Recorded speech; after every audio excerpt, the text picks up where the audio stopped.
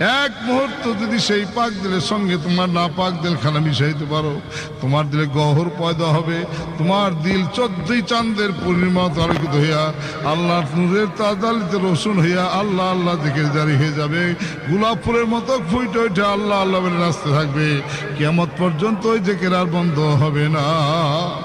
گر تو خواهی هم نشینی با خدا تو نشینی در حضور اولیاء।